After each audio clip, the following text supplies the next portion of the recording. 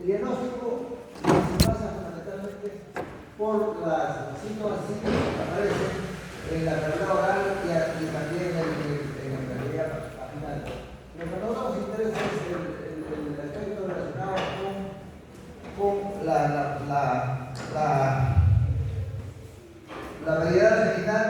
Adopta de una manera invariable un cortejo relacionado con páncula, vesícula, ulceración, que puede durar hasta una semana. El diagnóstico ahí es de biología molecular, pero generalmente se basa en la clínica. Hay afectación fetal mínima. Corre un riesgo el feto si es que se va a producir un parto vaginal y la mujer, la gestante, está en una fase activa de la enfermedad de la vaginal. En este caso, puede infectarse y al infectarse puede incluso morir el recién nacido. Por eso es necesario que nosotros cuidemos a la gestante no tengan el ataque epiléptico cuando van a dar luz. Y si tienen ataque epiléptico en ese momento del programa vaginal, se recomienda parto por vía alta, cesárea. Aunque bueno, algunas veces no se han dado cuenta, pero se infectan. Finalmente, el tratamiento acinclovir o clasinclovir, 200 miligramos o 400 miligramos cada 8 horas cuando está la enfermedad de su actividad. Habitualmente no se requiere porque la enfermedad se autolimita. Pero en la gestación, como ustedes saben, la inmunidad, sobre todo la enfermedad celular, está arriba menos.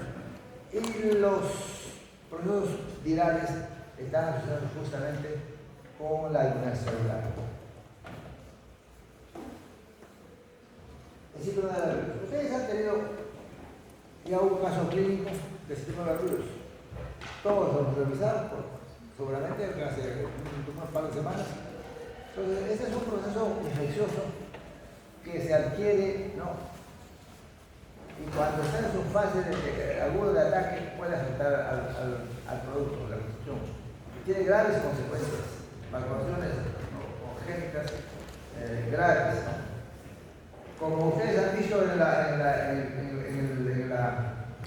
historia que se les presentó, generalmente son asintomáticas.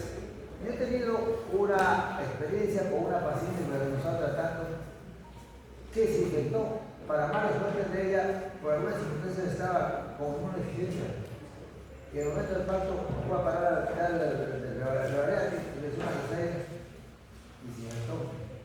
No, hizo una especie de accidente cerebrovascular.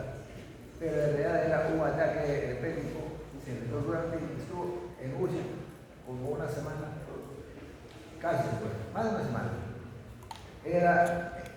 Le atribuyeron al síndrome de la virus. El niño naturalmente con una serie de malformaciones congénitas. La transmisión vertical se produce de un 30 o 40% y la infección ocurre en el primer trimestre. 30% en el segundo trimestre y al final 72% en el tercer trimestre. O sea, es más infectante en el tercer trimestre. El 3% o al 10% de los recién nacidos infectados por síndrome de virus tendrían síndrome de infección congénita. El síndrome de infección congénita se caracteriza por calcificaciones, ¿no? Intracraneales, clorretinitis, patopleurária, hipertensión, anemia, toda una serie de procesos como ustedes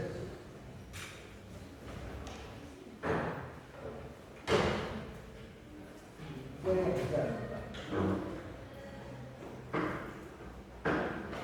Tratamiento no existe, nos acompañan para siempre. Pero tengo una paciente que su niña, porque ha dado a luz, tiene el cordón umbilical citológico. Ella no tiene la vena, no tiene nada. Ahora ya debe tener 15 años por lo menos la señorita. Conserva, ella está conservando la sangre de la placenta de su hijita. Porque es una doctora. Ha nacido infectada. La mamá la tiene, ella también. O sea, sana, completamente sana. No se expresó nada, pero puede expresarse cuando esta joven llega a embarazarse. Estamos hablando de la hija. Porque la doctora ya no quiere más. Dijo, Dios me ha dado la oportunidad de tener una niña sana, no quiero embarazar. puede salir con malformaciones, etc. Entonces, este es un proceso que nos va a acompañar siempre la reproducción cura. La rubiola, infección no frecuente. Ustedes conocen más que yo estos asuntos porque han hecho infectología, ¿no? Se cuenta como una erupción, digamos, papilomatosa que va en camiseta, te siente, y bueno, pues puede afectar a la paciente gravemente, claro que puede afectar si es que esta paciente está embarazada. Lo más importante es tener en cuenta lo siguiente: las jóvenes deben vacunarse unos 4 semanas antes de embarazarse. Si tienen, digamos, la sospecha o no han sido vacunados durante su infancia o su adolescencia. Porque la infección fetal contenida es grave. Tiene una serie de complicaciones de la infección fetal. Los efectos teratogénicos son graves, ¿no? El riesgo de transmisión es menor a las 12 semanas, pero va a aumentar cuando llega a las 21 semanas y llega al 60%, ¿no? A partir de las 6 semanas. O sea, afortunadamente a las 6 semanas ya está el bebé ya formado, y ya se nivel la creación está más alta, afortunadamente, para el bien del producto. Los defectos son raros después de las 20 semanas del embarazo. O sea, hay que cuidar la gestante entonces en las primeras semanas del embarazo, sobre todo en la etapa de la embriogénesis. El síndrome de rubiola congénita, que es importante tomar en cuenta, ¿no? Está caracterizado por comunicación intraventricular e intraventricular, esterosis arterial y válvula pulmonar, y tiene afectaciones severas a nivel cardiovascular, y a veces incompatibles con la vida. Hay microcefalia, cataratas, ¿no? Y microoftalmia y hepatomegalia. Solamente yo he visto una vez durante los 50 años de ejercicio de la profesión un niño nacido por rubiola en el hospital médico. Una sola vez. El niño falleció naturalmente. Tratamiento no tiene tratamiento específico. Como medida de prevención hay que aplicar vacuna, la vacuna contra la rubiola. Naturalmente esto se tiene que hacer antes de la gestación, porque si vacuna durante el primer trimestre, con la grave, van a infectar con escondido que no hago. Sarampión tiene casi la misma connotación que la rubiola, pero tiene una expresión más grave en la gestante. En general, en los adultos el sarampión es malo, pero en el embarazo es mucho más grave. Sarampión. El sarampión en los adultos tiene efectos, digamos, patógenos fuertes, no ocurre así en el diagnóstico. El diagnóstico no es clínico, realmente es clínico, ¿no? A veces es serológico y epidemiológico. Hay contactos. El diagnóstico también es epidemiológico, encuentra la cadena epidemiológica de la infección. Hay niños infectados, hay una especie de infecciones en el barrio, en los espacios familiares. Eso es la forma más importante de diagnosticar. La infección aguda, ¿no? Se establece con la detección del anticuerpo de inmunoglobulina E específico para la infección. Pero que no se hace, porque es caro. Todas las infecciones inmunológicas son caras.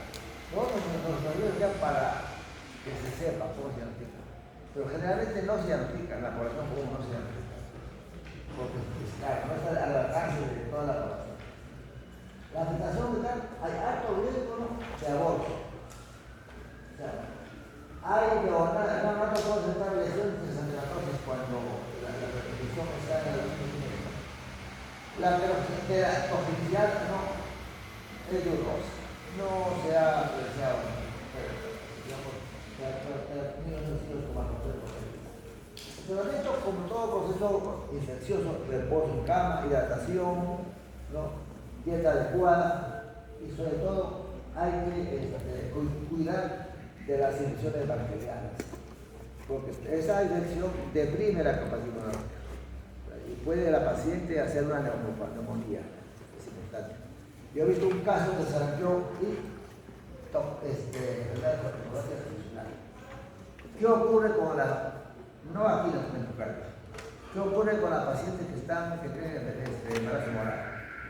Ahí, por misma evolución del embarazo, la inmunidad está media abajo y hay afectación pulmonar.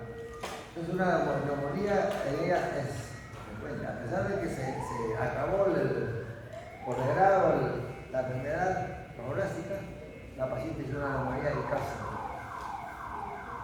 O sea, y era sarampión, además. Había una epidemia de sarampión en el grupo familiar que están manejando, se llama el distrito de San Pedro. Ahí es lo que hicimos ese tipo de. Trabajamos en la área de lugar.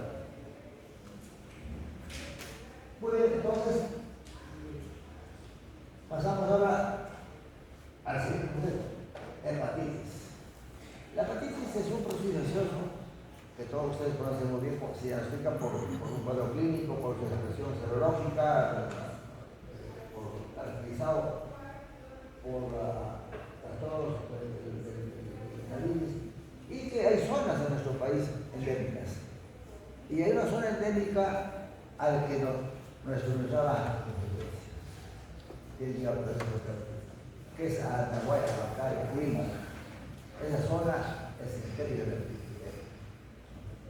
Entonces, hay un trabajo hecho justamente por una colega nuestra de nuestra promoción que hizo una investigación serológica en esa zona al azar y encontró positivos en varios trastornos. Entonces, cuando ustedes vayan a esa zona del Café Sandino, ¿qué es lo que nos toca a nosotros? Digo, a los afortunados, a Lima, Andahuaylas, esa zona, Ayacucho y Huancavelica. Una linda zona, esa es la zona para el salud. Y hay que prevenidos de estas condiciones. La hepatitis puede ser un problema grave. Hay que vacunarse. Afortunadamente hay vacuna contra la hepatitis. Es la que predomina, la hepatitis A. La hepatitis B, seguramente tenía el trabajo que hizo con la doctora Nancy Rolando, que es así se llama la doctora que hizo el trabajo. Era un trabajo que lo hizo ella por su propio peculio, o sea, porque era una persona que disponía de tener todas las tecnologías en la favorita, porque la universidad no da menos el Estado para ese tipo de investigación. Muy bien. La mutación hospital puede darse, ¿no? Dependiendo del momento de la infección, ¿no? Pero la gente presenta la infección, ¿no?, aguda del virus B en el tercer trimestre, ¿no? La transmisión a los hermanos es del 70%. O sea, cuando la gestación está avanzada, la transmisión es más alta. No ocurre así en la gestación temprana, pues no atraviesa a esa edad la placenta, pero la gestación todavía sí. El tratamiento del esposo, como ya hemos visto, con correcta hidratación, hay que comprobar los niveles de bilirrubina, las transaminasas. El daño hepático puede ser severa si es que no se controla la neuropatía parcial, sobre todo. Después, el parto puede ser por vía alta o cesárea o vaginal, dependiendo de las indicaciones obstétricas. La prevalencia mundial de la hepatitis viral es alta y está en aumento. Puede afectar realmente a la embarazada cuando con una mortalidad importante. ¿Por qué está aumentando la hepatitis B asociado al incremento de la vía de comunicación? Antes el comunicarse de un polo a otro era difícil, ahora es fácil comunicarse. Yo les digo, por ejemplo, para ir a mi tierra, a Ayacucho, de 12 a 18 horas, cuando era estudiante, hace 24 horas. ¿No? Ahora subo el avión, estoy en 35 minutos. Más de mono yendo al aeropuerto que yendo de la punta de la Roma. Entonces se comunica, entonces ese día de comunicación hace que las enfermedades infectocontagiosas, etcétera, se popularice, por decirlo de alguna manera, porque afecta a la población con mayor facilidad. Todas las enfermedades infectocontagiosas asociadas al contacto directo o a otro tipo de contacto. Muy bien. SARS. Esto lo conocemos todos. Es probable que muchos de ustedes hayan tenido esta infección. Afortunadamente me salvé. Me agarró la última brote. Después de la segunda final. Mi hijo agarró el primer brote. Casi tenía estaba joven en el médico. Pero los jóvenes pues todavía mejor. Pero este es un dato que si tienen interés algunos de ustedes para el futuro, he leído de que los varones, jóvenes que no se han cuidado mucho, van a estar, tienen un futuro desde el punto de vista reproductivo pésimo.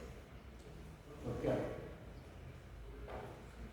Porque altera el mecanismo de ovulación y se crearían trombos en ¿qué? ¿Cuál es el factor que hace que debe ser esto? El cuerpo. Ahí se crean los trombos. Y al crear los trombos ocluyen estos vasos. Y que a los 40 años, 50 años, ya no hay capacidad de. ¿Por qué? Porque los vasos han sido llenados por los trombos. Bueno, eso he leído en una revista cubana, que es un supuesto diagnóstico que se va a ver después, a largo plazo. A largo plazo, cuando de acá a 15 años, los que ahora tienen digamos, 15, tienen 45, 50 años, la erección es pésima. Entonces hay que ver que probablemente ya tenido ese problema. Eso es importante tomar en cuenta, como Mac Mahon, por ejemplo, hizo un estudio por la radiación ionizante 40 años después de que las mamás habían recibido la radiación ionizante y probó que los hijos nacidos por radiación en esos tiempos tenían mayor riesgo de hacer leucemia y linfoma. Bueno, ahora normal que la radiación es mínima por la digitalización. Cuando mamá hizo el estudio, la radiación era brutal. Se hacía por radiología la perimetría.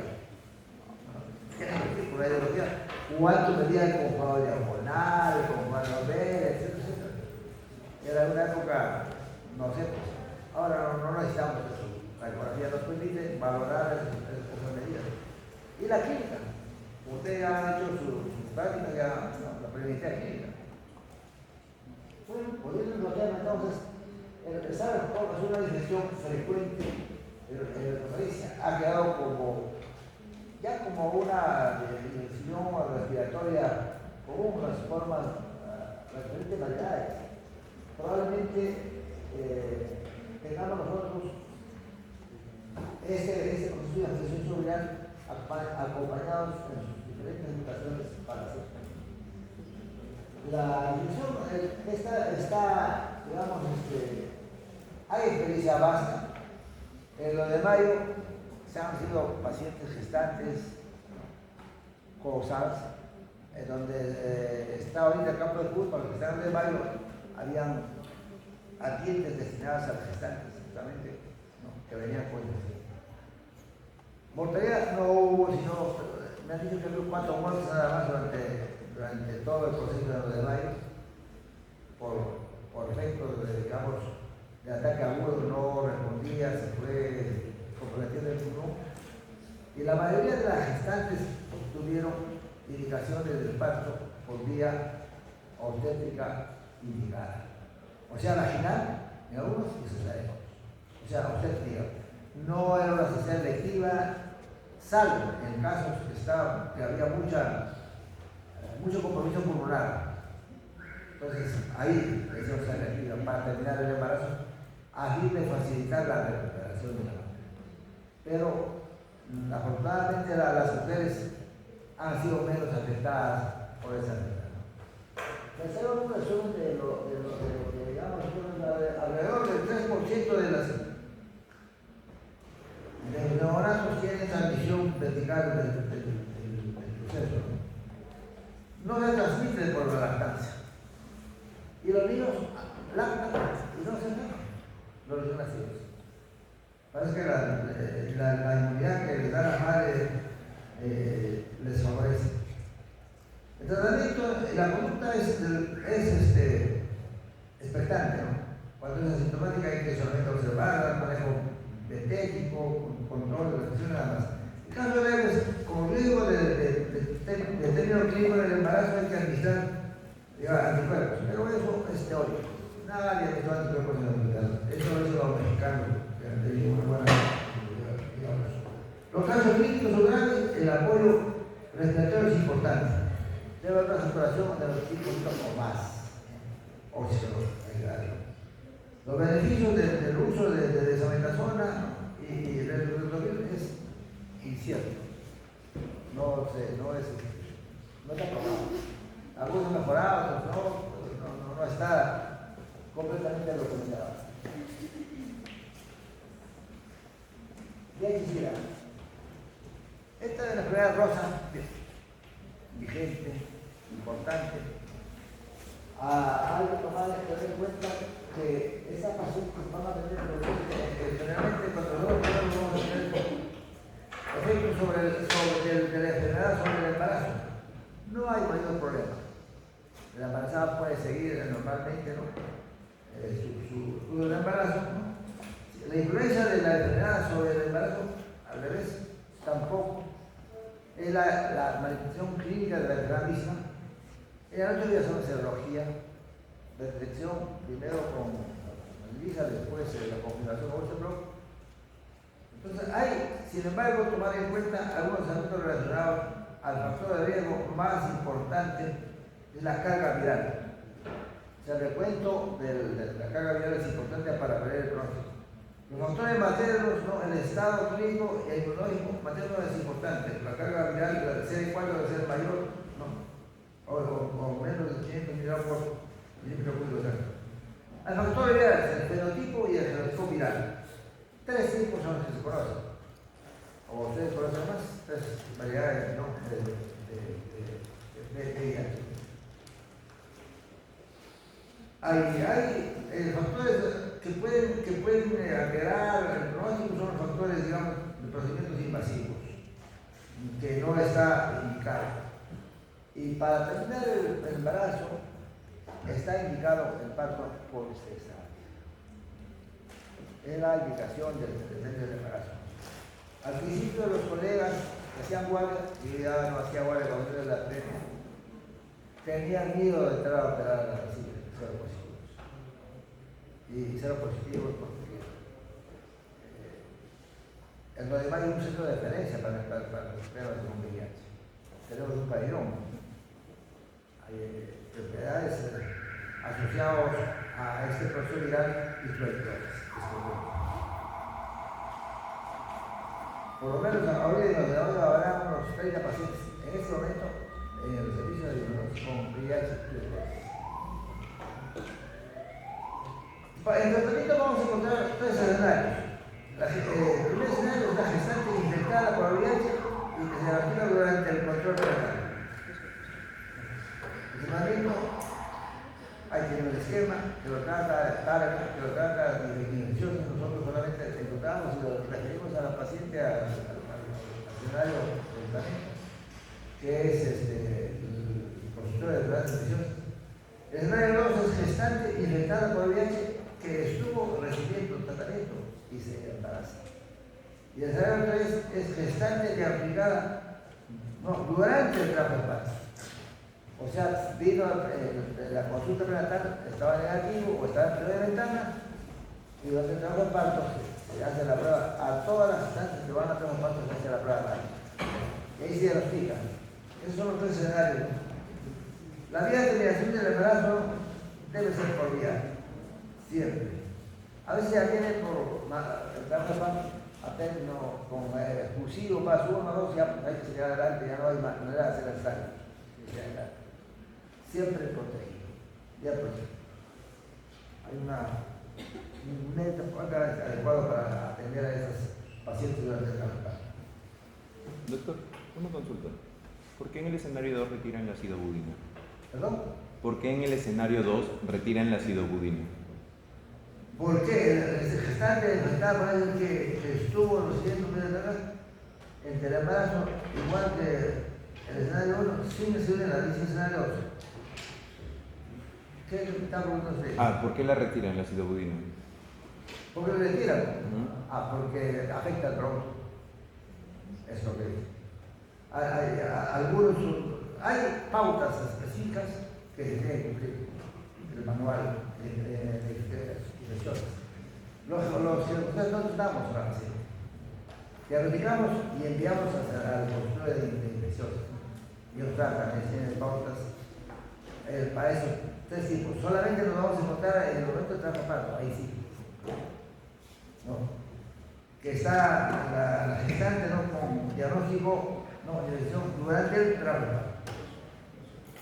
Además del transporte, pues inmediatamente vamos a comenzar a tratar con drogas, con acidobudina, posparto, ¿no?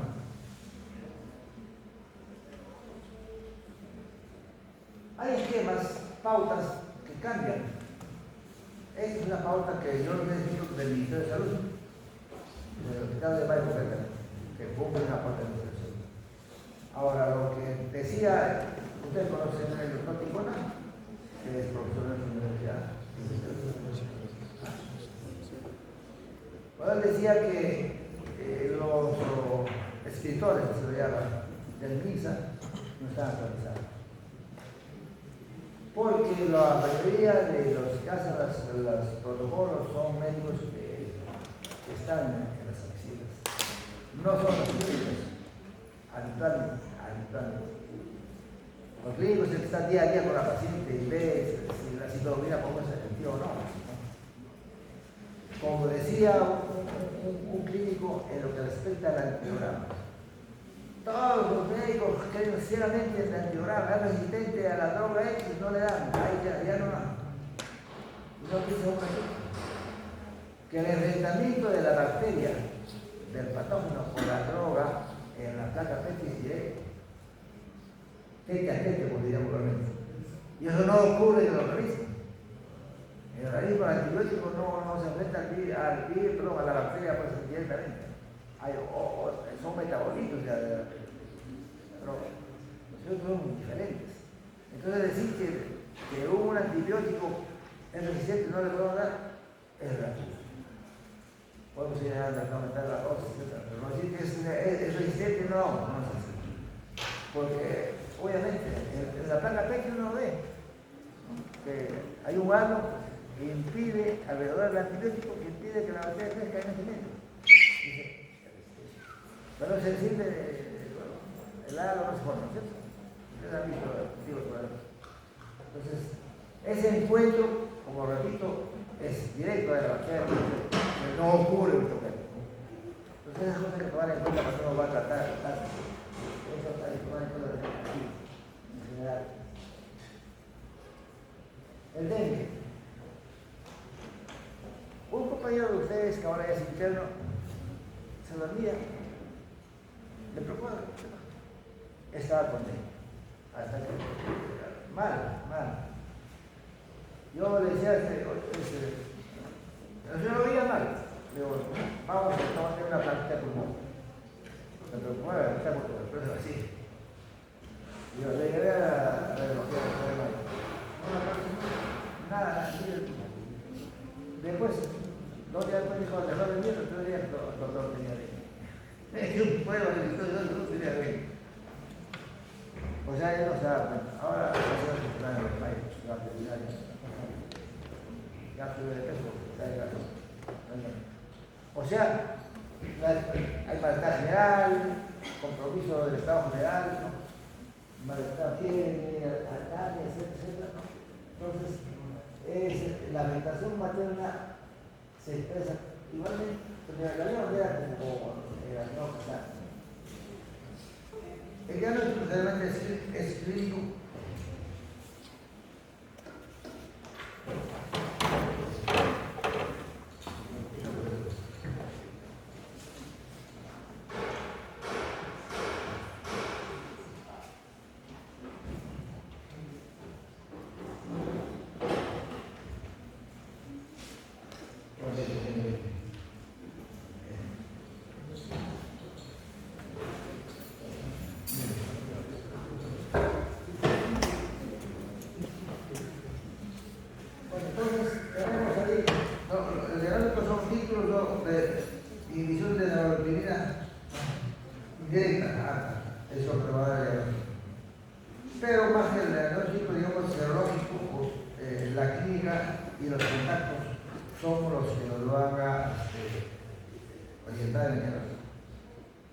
La cooperación materna entiende la preeclampsia, ¿verdad?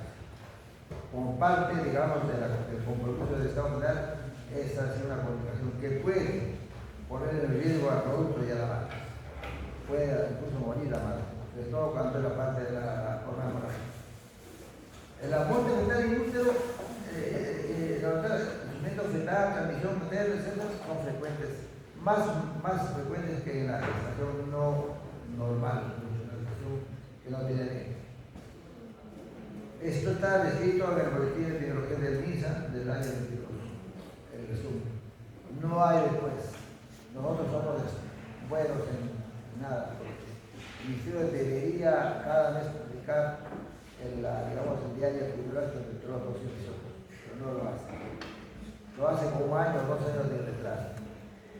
Sobre todo ahora que cambian esos usuarios con cargo de confianza. Si no puede ser un cargo de un cargo técnico, pues de confianza será chofer, pues, pero no el técnico, porque se conoce el tema. No podemos cambiar porque no me gusta, pues, porque hay que darle trabajo al amigo, que seguramente tiene un diploma sobre la especialidad, que seguramente, pero no creo que tenga la experiencia del que ya estuvo o está allí. Eso me está gustando del hospital de Cano. No está cambiando la gente, como alguna gente que cambiará un poco a algunos, porque creo que cambiar así a la gente por sí nomás porque es del miembro no está bien, sobre todo en la parte, digamos, técnica. Se puede cambiar, como decía chofer, el cocinero, etc., pero no al toxoplasmosis. Este es un cuadro frecuente en nuestro país, porque se le da mucho cariño por los gatitos, ¿no? Entonces, este es un transmitido por ese, digamos, animal que es muy cariñoso en casa de los perros. Es inocuo en los adultos, es asintomática.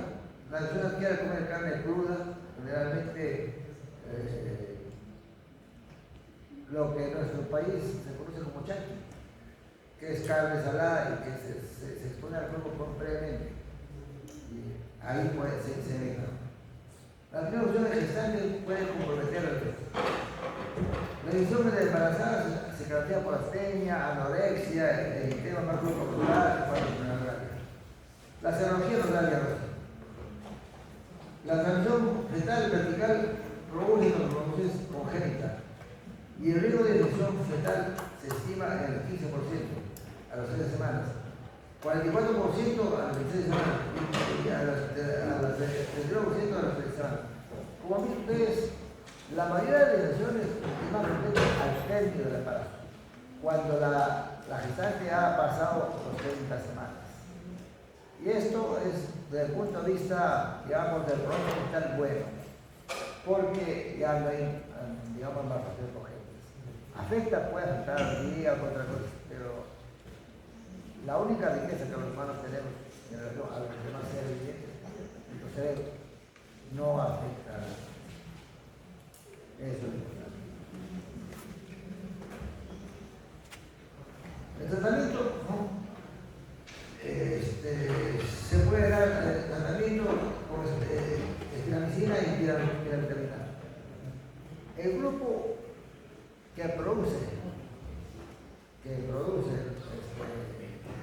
Bayer ha sido auspiciado por un estado africano. Cuando estamos probando con esos productos hace 30 años, estaban todos invasivas y relataron malformaciones congénitas. Y el estado Zambia, que anunció el grupo Bayer. Bayer es bueno, ¿no es cierto? Son productos de Bayer. Ya después se ajustó la dosis en base a esa experiencia. Se puede suministrar el grupo en todos los pacientes. La mejor manera de probar la eficacia y la eficiencia de un medicamento es probando cosas en las personas, ¿no? Desgraciadamente eso se hace a veces, no a veces, siempre, en los países llamados en el desarrollo. En nuestro país se ha hecho tantas experiencias. Hay un infectólogo famoso que ha sido en cierta medida inventado y desapareció de la vida pública porque lo señalaron. Y un ingeniero en Panamá, un infectólogo de la Universidad de Médica, ya no está, porque lo oficiaron. Pero hizo otro médico, ya de la presión. Él decía plata porque hacer buena cantidad de dinero. O sea, hacía pruebas de laboratorio. El paludismo, sí, los síntomas característicos, ¿no? La famosa terciana, la crisis del ataque palúdico, pues es fiebre, convulsiones, sudoración profusa y zona palúdica. Nosotros tenemos en la el diagnóstico, por eso medio de esos fáciles no diagnosticaron. El examen de gota gruesa, que es fácil hacer, yo lo aprendí en el Cerú, que en mi tiempo se llamaba Cecilia. Yo soy de la primera promoción, en el 1975. Me tocó ir justamente a la zona palúdica, que así se llama tembladera, por eso. Porque temblábamos, en una zona palúdica. Y ustedes, por ejemplo, cuando Runabaná es una zona palúdica, pero es un nombre que se llama Runa Guana. Runa es gente, Guana es gente. Y la gente desaparece, aparece. La zona palúdica. Entonces ahí hubo el técnico me enseñó cómo se notifica paludismo en la gota gruesa. ¿Verdad, técnico? Entonces cuando vayan a hacer eso, confíen en esta persona. Tiene vasta experiencia. Ustedes lo conocen mucha experiencia. Entonces le digo, mira, confía, y yo dije, no, acá puede ser primero paludismo todo, segundo paludismo, tercero paludismo, cuarto, bueno, pues no tiro el segundo, así. ¿Cuánto es? Se ve, dicho. Así, como un microscopio simple, molecular. Entonces, vamos, ustedes seguramente tienen la oportunidad, si van a una zona política de no tengo otra cosa, ya ahora lo que es más potente. Estoy hablando del año 75, cuando tiempo era la primera promoción de sensibilidad, que solamente salió San Fernando, porque la promoción equivalente de las universidades de entonces que egresaban ese año, que era la primera promoción de Villarreal, la promoción que estaba de ella, de Lima, Arequipa y Trujillo no salió. Ella me enseñó a convocar a San Marcos, y después ya era eso. A los años 76 salimos todos ya, todas las universidades. Como siempre, nosotros siempre, digo nosotros, me refiero a nuestra casa, a esta mamá que se llama San Fernando. Siempre estamos en el ojo de la política, en el ojo de las autoridades, en el ojo de todo. Mejor seguiremos siempre. Nos cuesta, o nos gusta, o no sé, pero somos los que muy bien, jóvenes. El tratamiento, una afectación, pero la afectación puede ser aborto, ¿no? Aborto, prematuridad, bajo peso al nacer, ¿no? Mortalidad materna y anemia severa porque hay muerte de estáganos en los hematíes y puede haber incluso insuficiencia renal, taponamiento renal. El farmacológico del tratamiento de la malaria está en base a la quina. Chinchal, porque está en la esquina. Y cuando ustedes vayan a esa zona, van a recibir su dosis ya previa, para que si tienen esa pura espina ya no hay infección. Tuberculosis, la vez de nuestro país. Tuberculosis. Somos un país de tuberculosis. Y esto es bueno, ya no voy a hablar sobre cómo se diagnostica crónica, expectoración, baja de espectro, la nocturna, la prueba de glucosa, etc. La habitación materna y fetal, la habitación no afecta el curso del embarazo. Una tuberculosa puede pararse de la no va a agravar el curso de la enfermedad. Va a ser, solamente requiere vigilancia clínica. Puede sí agregarse una neumonía, cuadro agregado, puede haber sentencia, puede haber parto prematuro. El síndrome de dificultad respiratoria puede darse dependiendo del compromiso, digamos, pulmonar. Ahora ha influido la gravedad de la enfermedad. Cuando nosotros éramos internos, se hablaba de 1974, me tocó explotar por el hospital de Portland. Vi una gestante que tenía un cuadro de hemoptisis grave, así. Sale la placenta, sale quebrada. Ahora no se ve ese no se ve. La paciente fue hospitalizada, no sé cuál habrá sido el final para la alimentación, pero venía con un cuadro de tuberculosis severa. Generalmente esto ocurre cuando los pacientes no se tratan, se sienten bien y abandonan el tratamiento.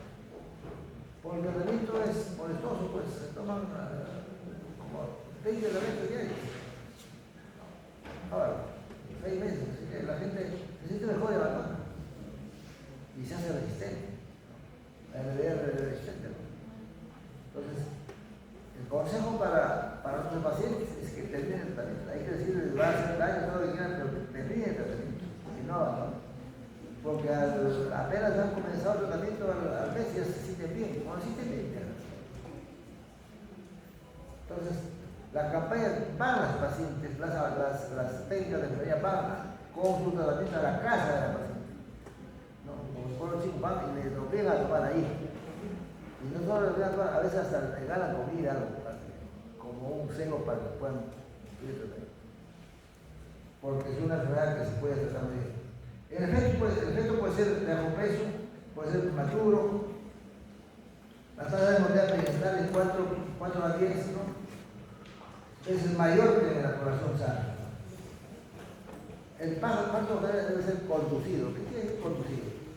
Hay que ponerle un oxitocínico para forzar, para mejorar la dinámica. Y a veces se hace un parto inesperado de baja complejidad. Cuando el compromiso pulmonar se ve, la paciente no va a poder empujar, no hay fuerza, entonces se ayuda a la paciente para el parto. Es recomendable el parto antes que la cesárea. Bueno, la transmisión vertical de la placenta es infrecuente. La lactancia es poco significativa, la iglesia. Tratamiento, lo contaba, los esquemas terapéuticos existentes en cada centro. La sífilis.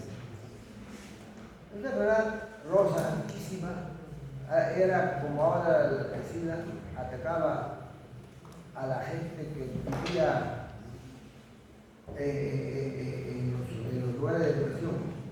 Hay sífilis primaria, sífilis secundaria, sífilis terciaria, la sífilis de la gente. No voy a hablar de ellos, ustedes conocen muy bien qué caracteriza cada uno de estos, sino que hay que saber lo siguiente. El diagnóstico se hace mediante las pruebas de las químicas, PDR, PCR, son las que lo van a dar. Finalmente, las pruebas de confirmación específicas se procederán para establecer el estudio clínico. La clínica ya lo saben, pregunta con un chancro, indoloro, la ledomegalia, la neurona, bueno, después se amanece. Y la paciente estaba afectada, no tenía una seca y ya no está.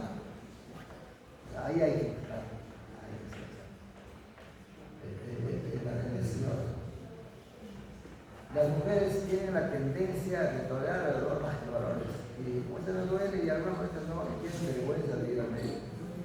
Entonces, si hay en la historia clínica alguna referencia a que el marido tiene energía positiva, hay que buscar en ella.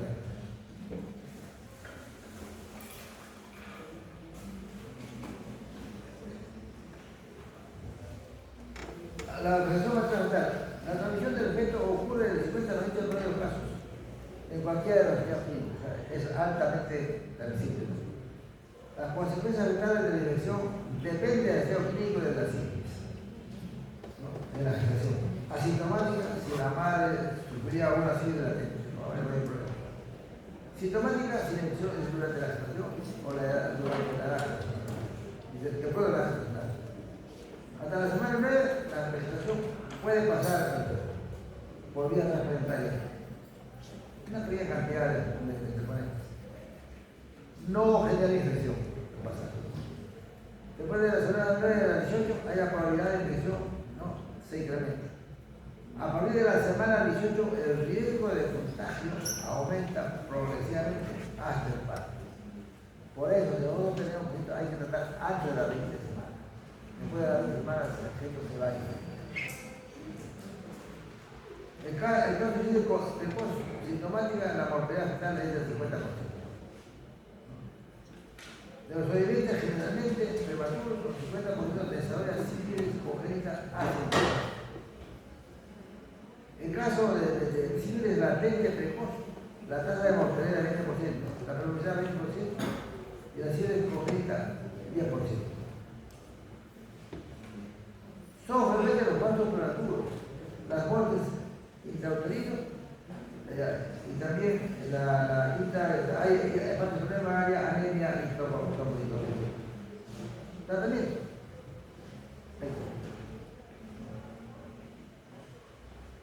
La penicilina es un tratamiento profundo.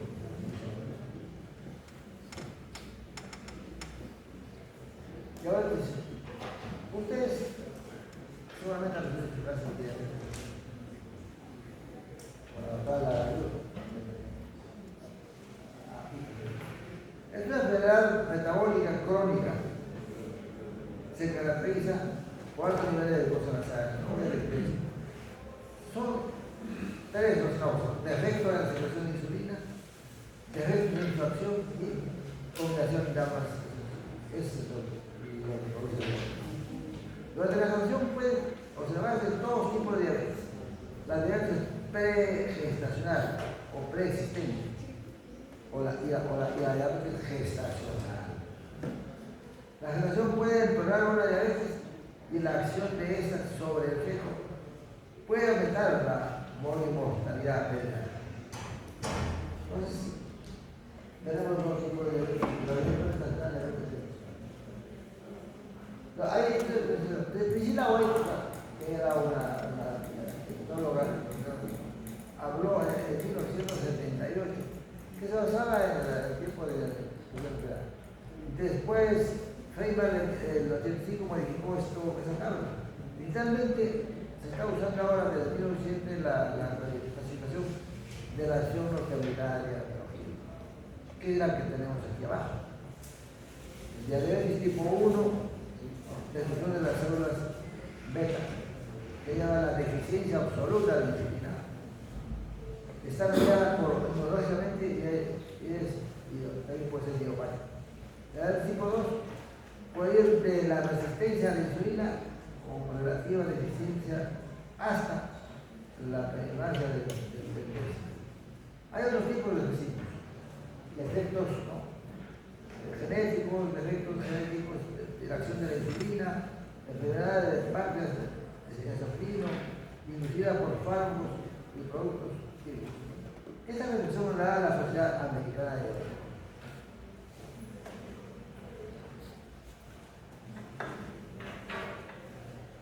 Actualmente la diabetes se está clasificando como diabetes tipo 1 mediana inmunológicamente, que resulta de la versión de las células beta del páncreas.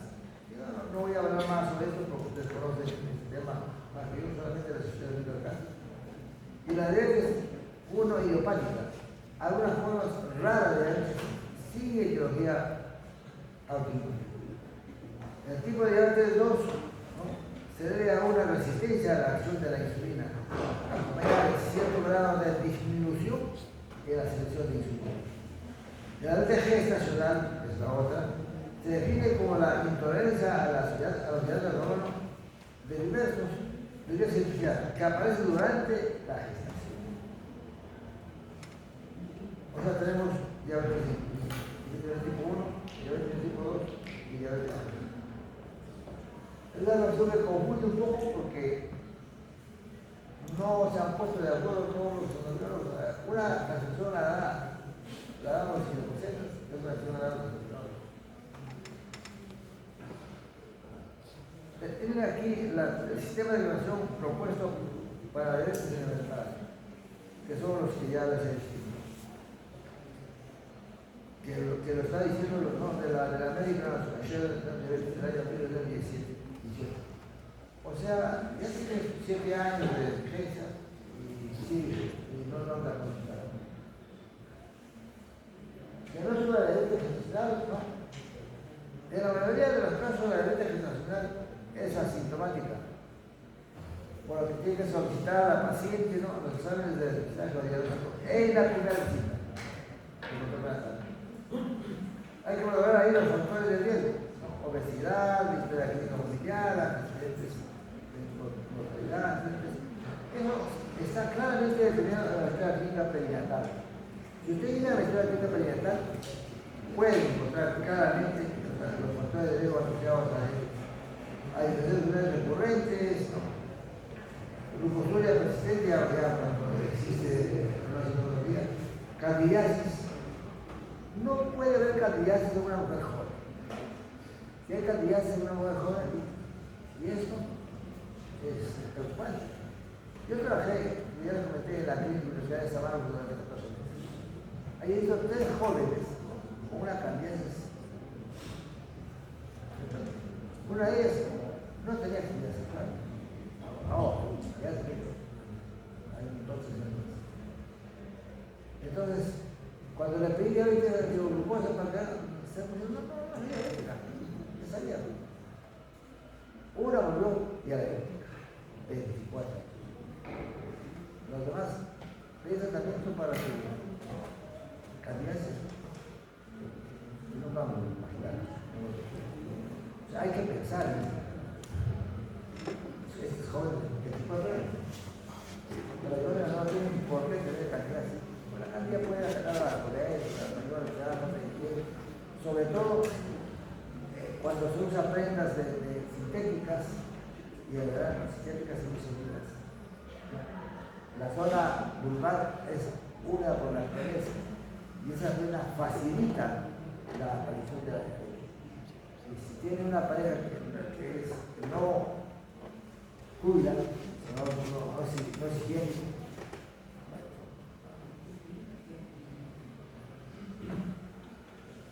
tenemos el diagnóstico de diabetes que se manifiesta en el embarazo. Medición de la glucosa. La glucosa en ayuno normalmente menos de 70 milimoles por litro. Puede llegar a 126 miligramos en 10 litros de sangre.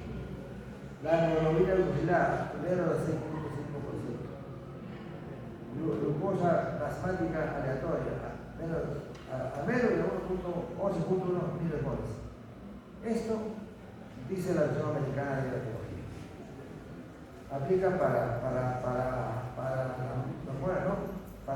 las mujeres sin diabetes conocida. Este es un programa de protocolo de justicia de España, del de Barcelona. Control metabólico. ¿Cómo controlamos?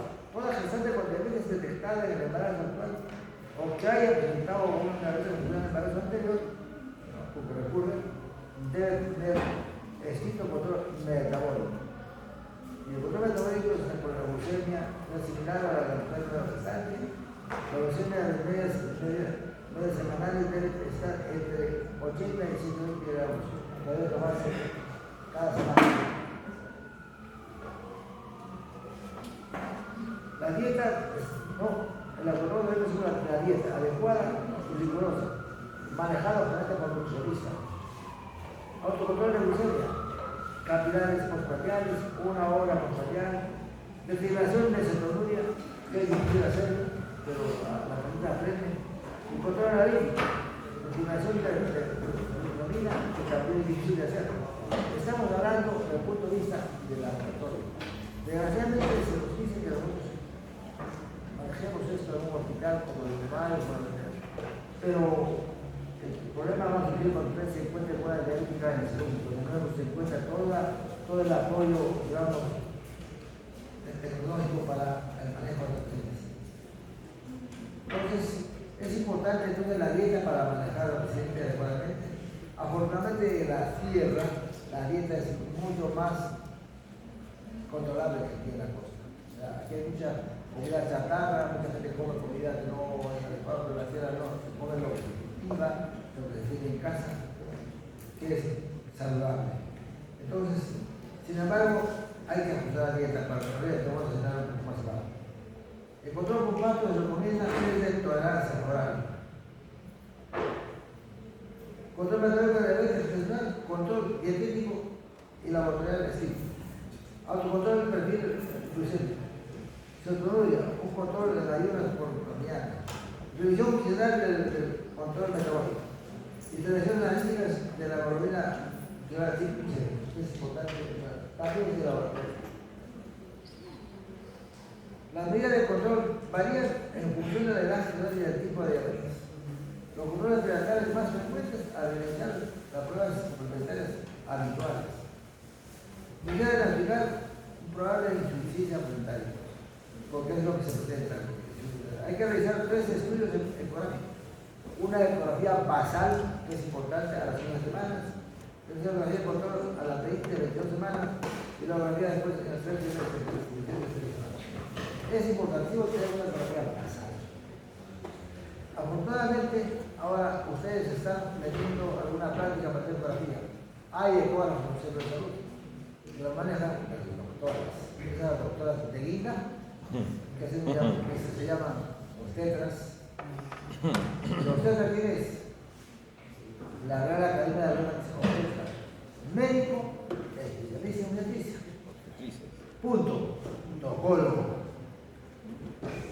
Por reglamento, por ley, se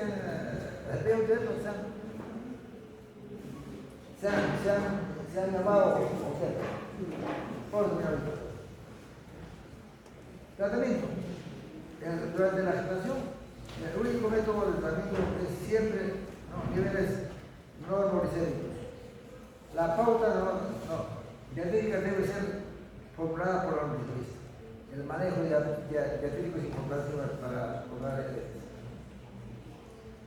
Los porcentajes de calorías generales seguidos: 45% de hidrato de carbono, 20% de proteínas, 25% de grasas. ¿Se puede usar edulcorantes? Claro que sí. Ejercicio físico sí. Es importantísimo para como manejo. Todas las gestantes con diabetes personal, tanto tipo 1 como tipo 2, durante la gestación deben tratarse con insulina. Es recomendable la insulina. Los otros pueden causar toxicolesionantes, no pueden causar la persona con diabetes gestacional, a pesar de una dieta adecuada y hacer ejercicios regulares, no alcanza 2 semanas de buen control metabólico, debe ser siempre tratado con insulina. Hay un esquema de insulinoterapia. Generalmente lo manejan los internistas en un hospital como el nuestro.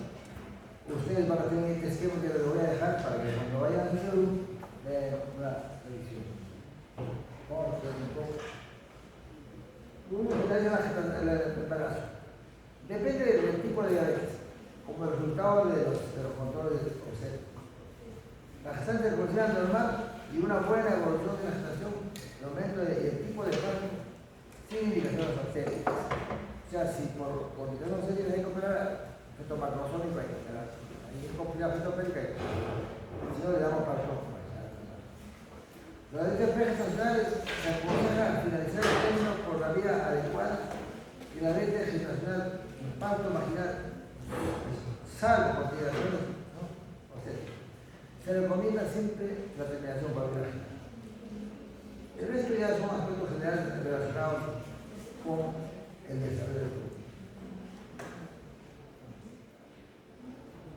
La conducta de la misma, tanto en la diabetes peritoneal como en la diabetes peritoneal. Hay que mantener la glucosa de 70 a 90 miligramos por decilitro y no debe pasar los 100 miligramos de decilitro. Para una necesidad electiva siempre se indica el ayuno. Es manejado generalmente por el anestesiólogo y por el internista o por el endocrinólogo cuando se va a operar una posibilidad. En un hospital como el de Bayo, como lo hay, como el hospital grande, el manejo de la pastilla diabética es multidisciplinario. Yo les traigo esta esquema para que puedan ustedes tener conocimientos sobre el manejo de su pastilla. Aquí les traigo un esquema, cómo hay que, digamos, la pausa de dosis de insulina rápida, ¿no? Cada 6 horas en la función de relaciones durante la diabetes tipo 1. La diabetes tipo 2 hay que valorar el tratamiento con dieta y obesidad natural. Estamos hablando de manejo post-vaca.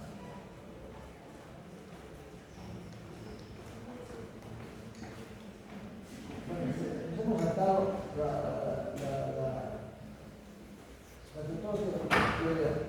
la paciente hipertiroidea es la única que puede evaluarse más progresa que la hipotiroidea.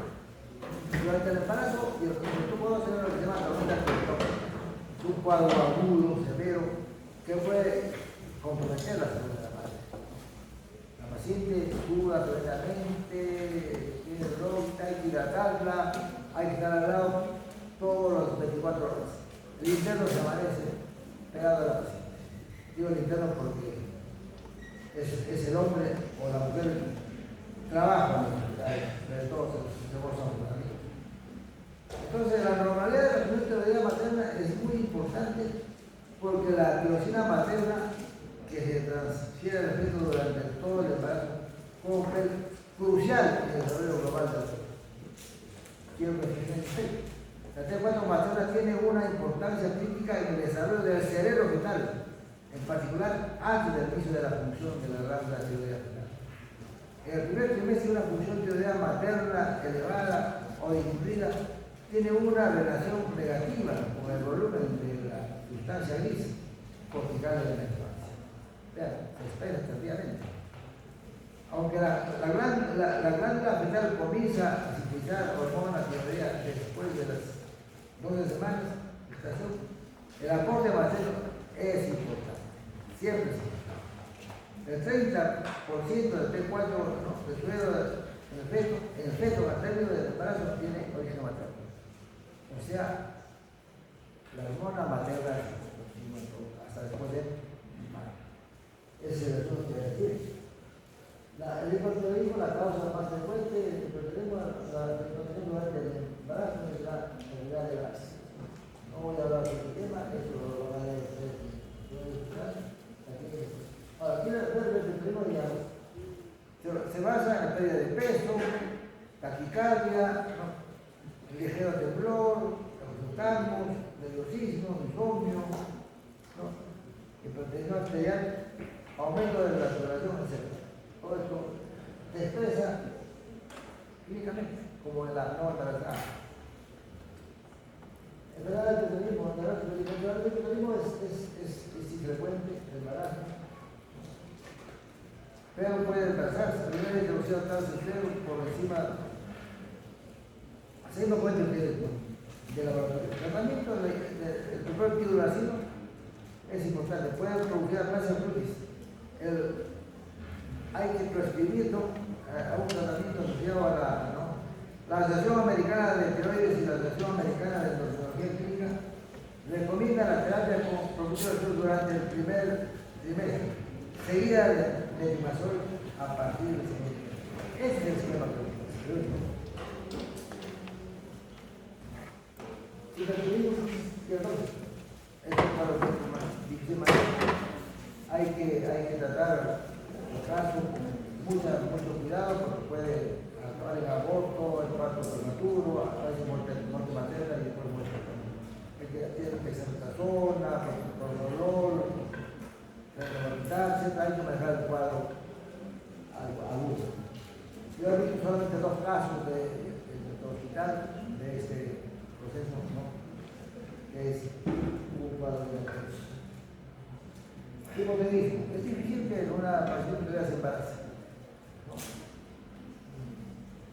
El hipotenismo grave durante el embarazo es poco frecuente, posiblemente porque a menudo se asocia con infertilidad. El diagnóstico difícil porque el embarazo produce los signos y síntomas también son comunes en el embarazo. Los hallazgos clínicos incluyen fatiga, estreñimiento, intolerancia al frío, calambres, etc. Es decir, digamos que conoce esto porque la revisión clínica, algunos supervisados todas las relaciones centrales alrededor del embarazo. Exámenes de laboratorio, cifras bajas de T4 libre y niveles altos de TSH. Tratamiento de reutilización. El resto es multidisciplinar. Seguimos adelante. El lupus. Ese es un trastorno neurológico frecuente, que a veces no se entiende. Ayer conversábamos con unos compañeros y el doctor Quino del Hospital de Mayo sobre este proceso. La enfermedad autoinmune crónica multisistémica tiene una patogenia compleja resultado de las alteraciones de los genes de susceptibilidad a los factores ambientales. Alrededor del 90% de los casos se presenta en mujeres, ¿no? Y se frecuencia en mujeres en edad fértil de 1 de cada 500 a 1000 casos. O sea, es un proceso frecuente de mujeres, porque está ligado a un bloque del control X. En pacientes con un de seguro ya diagnosticadas con la fertilidad escolar.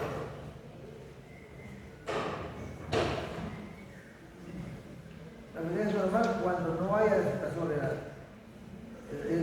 El lupus puede iniciarse durante el embarazo o el posparto. En un metaanálisis de 9 millones de embarazos, ¿no? La frecuencia de lupus se aproxima a 1 en 900 nacimientos.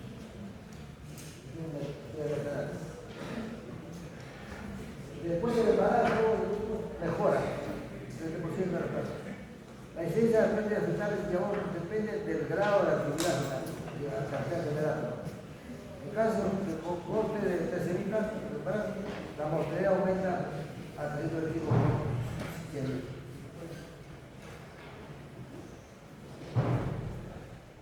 Las síntomas más frecuentes se detectan en el estudio de las plantas de uso, manifestaciones cutáneas, artritis aortálgicas y fatiga y fiebre. Todo lo demás se presenta como en cualquier caso asociado a lupus con o sin embarazo.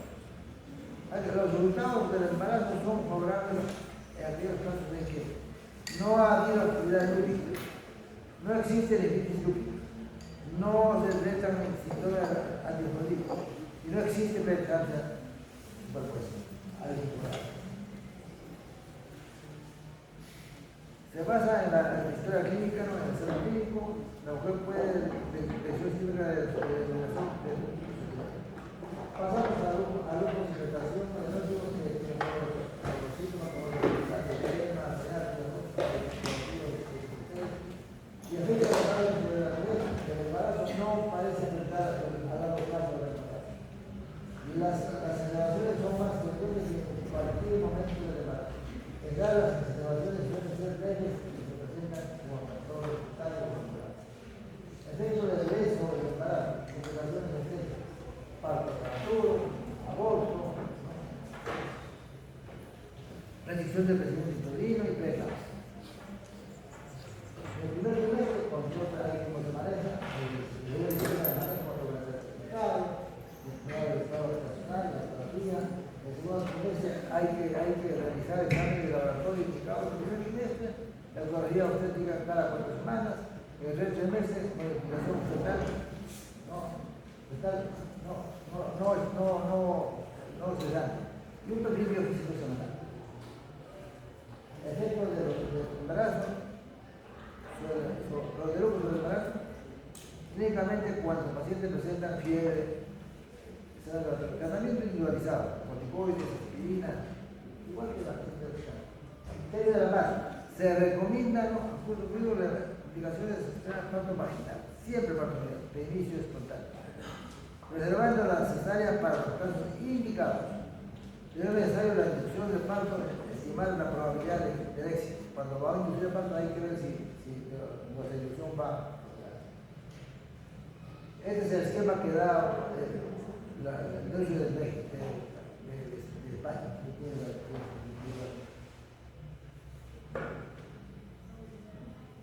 Voy a dejarles a ustedes para que lean lo que finalmente les toca, el ciclo de José.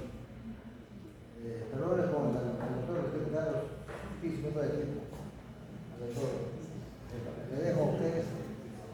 Ya les había dicho que este es un tema muy largo, que antes lo hacíamos en mínimo en 2 horas, y nada reducido. Esperamos recuperar los tiempos, ¿no? Que no han achicado el tiempo.